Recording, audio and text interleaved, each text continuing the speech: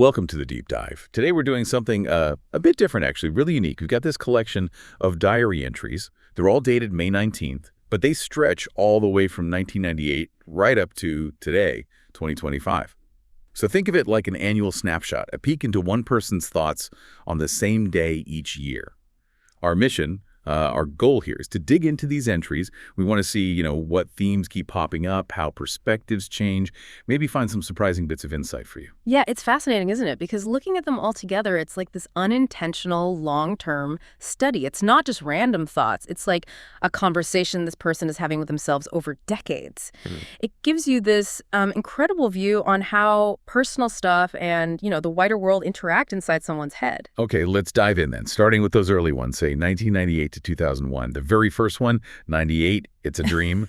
The diarist is a Titanic survivor, and Murphy Brown is examining them. Yeah, wild combination. What's the takeaway there for you, the listener? Well, that dream, right? Mixing a huge tragedy with a sitcom character. It just shows how our brains process things like survival or, unexpected meetings in these really surreal ways. For you, maybe it triggers a thought about times you faced something tough and ended up in a situation that felt strangely out of place, maybe even a bit humorous. It's sort of about how we adapt, how resilient we can be. Okay. Then 1999, there's this observation about art, Mm-hmm. about deliberately leaving spaces out for interpretation. He contrasts it with Hollywood films, which, tend to spell everything out. That feels very relevant to what we try to do here, actually. Give you the pieces, but let you connect them. Exactly. It's about the power of suggestion, isn't it? When something, art, communication, whatever leaves that room, it pulls you in. You have to participate to make meaning. And that makes the understanding deeper, more personal. Think about learning something new. Isn't it better when you figure it out yourself? Makes sense. Then 2001, an appreciation for the film Sunshine, specifically the mother character, how she finds joy through her art, even in really difficult times. It's another small point, but feels important. Yeah, it touches on something fundamental, I think. Finding meaning, finding beauty, even when things are hard. The art becomes her way to cope, right? To find strength. Yeah. It suggests that creativity, whatever form it takes for you, can be, vital. Yeah. A source of positivity. Yeah, then a real shift in 2005, a complete change of pace. He calls it a May Henge moment. Just observing interesting shadows. It's very personal, almost poetic. Yeah, lovely contrast. It really shows how multifaceted we are, doesn't it? One minute you're thinking about global politics, the next you're just caught by how light falls on a wall. It highlights that capacity to find wonder in the everyday, maybe something for you to think about in your own day, those small moments. And 2006 brings this darkly funny note, a karaoke hymn machine. Mm-hmm. And he talks about ironic appropriation.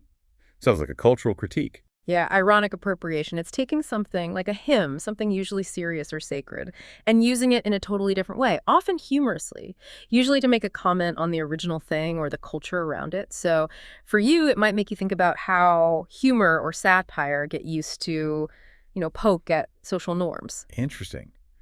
Okay, moving to 2008 through 2011, more art, more personal connections. 2008 describes a painting idea. Based on a Stravinsky photo, but replacing him with a cowboy silhouette. Right.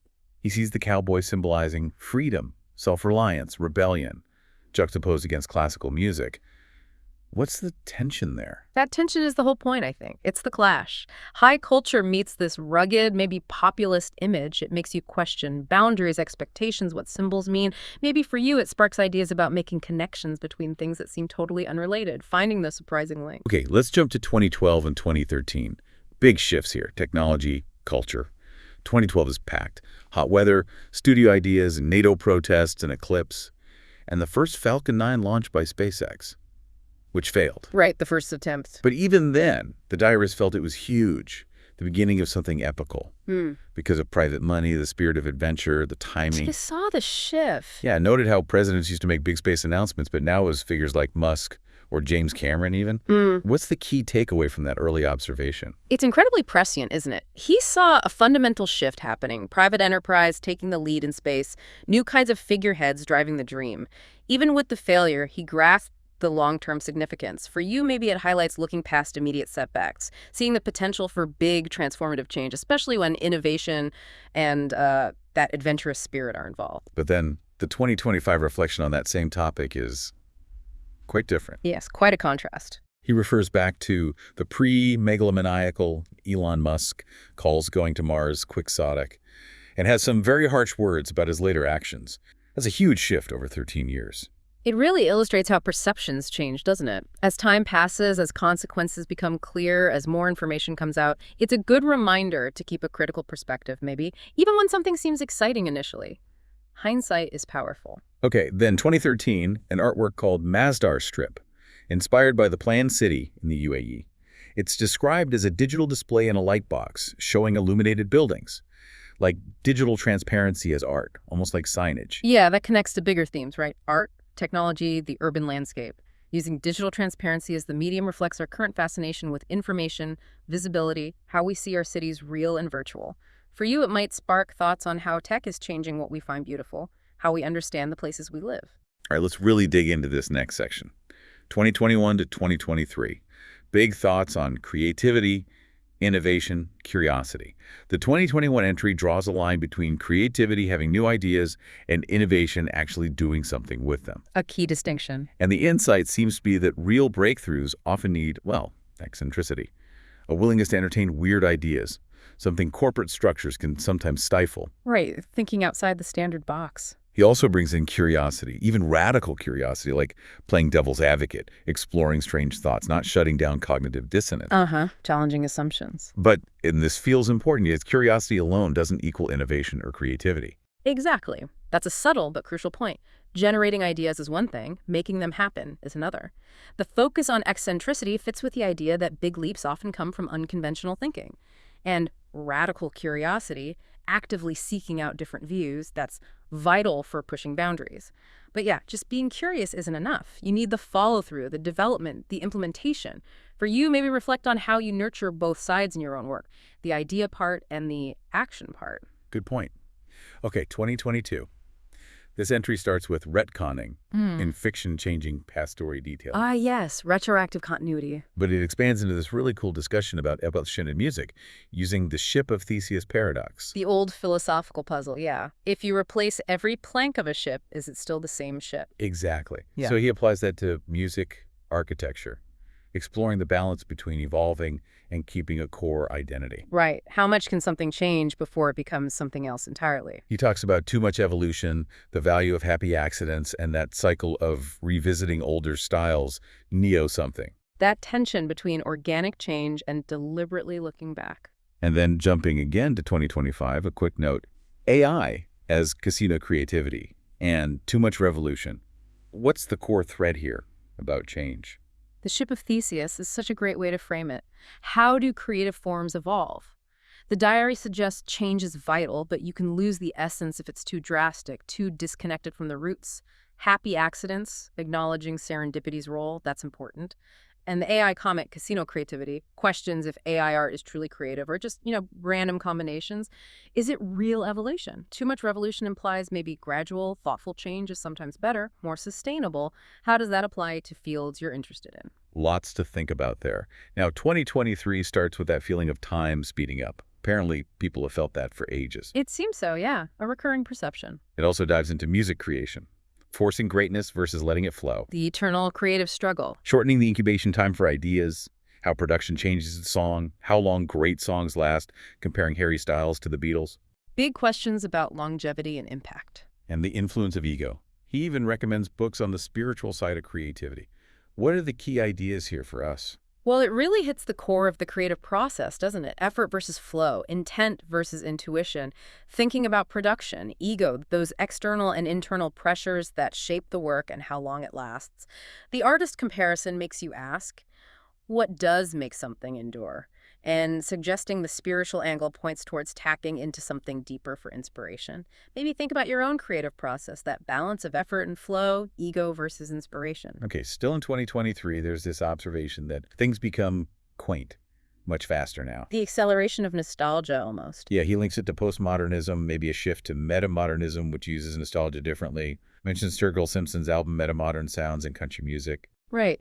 Metamodernism suggests maybe a move beyond pure irony, a way to engage with the past with renewed sincerity, but still in complex ways.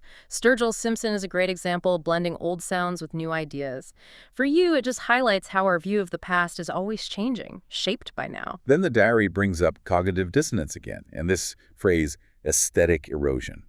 Interesting term. He describes feeling overwhelmed by current media, compared to older formats, print, radio, TV, which felt more digestible. Okay, I get that. Uses an analogy. Mastication and savoring versus just having everything thrown at the wall of the screen, calls it cultural tinnitus. Wow, cultural tinnitus. That's powerful. It captures that feeling of constant information noise. Totally. What's the insight about how we consume media now? It really resonates, doesn't it? That contrast between slower, maybe more curated media and today's constant flood. It raises real questions about our ability to actually process it all, to really engage. Cultural tinnitus, that persistent background hum of overload.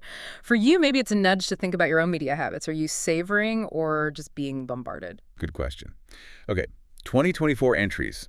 A very surreal dream first. Geddy Lee from Rush, and a woman with a specific spaghetti and chicken recipe. Yeah, okay. Dreams are weird. And a wrong street name and a voicemail detail. Then a Song Day entry experimenting with Delhi. Ah, the AI image generated. Prompt was, silhouette of a cowboy on a SpaceX rocket. Results, stupid or marginally interesting. Huh. Sounds about right for early AI experiments sometimes. Shows the potential and the limitations. There's also an observation about the click generation, understanding screens intuitively, unlike some boomers. And this striking line, not caring defines the edges of one's life. What pulls these together? Seems like random observations. Maybe not entirely random. They're snapshots, right? The Delhi bit is engaging with current tech. The generation gap highlights how experience shapes perception. And that line, not caring defines the edges of one's life. That's about conscious choice, isn't it? What we choose to engage with, what we ignore, that shapes our reality. For you, maybe think about your own boundaries. What gets your attention, what doesn't? There's one more from 2024, a scene in Scoville Park. Hearing 50s doo-wop music from a nearby mansion, but the sound is delayed, creating a weird stereo effect because of wind and buildings. Cool sensory detail. And he's reading a book by a millennial about the history of nostalgia while this is happening. Ah, the juxtaposition. He notes how different generations seem to analyze nostalgia, whereas for him, music from the 70s and 80s just works on Fair. a personal level. That perfectly illustrates how context shapes our relationship with the past, doesn't it? The music gives him a direct emotional connection. Reading the analysis is a different way of engaging, more intellectual, maybe critical. It shows nostalgia isn't one single thing. It's filtered through our own lives, our generation. You've probably noticed that too, right? How different people relate to old trends or music. Yeah, definitely. Okay, finally, 2025, just two short, sharp entries. History is a game of telephone. Potent. And people are probably never as they seem to be. Followed by a note about self-knowledge, authenticity, feels like distilled wisdom. Absolutely. Short, but they pack a punch. History is a game of telephone speaks volumes about how information gets distorted over time, misinterpretations are inevitable, and people are probably never as they seem. That hits on human complexity, the limits of our perception, and maybe that ongoing journey to understand ourselves too. So, wrapping up this deep dive. Wow. We've covered a lot. Over 2 decades of May 19th entries.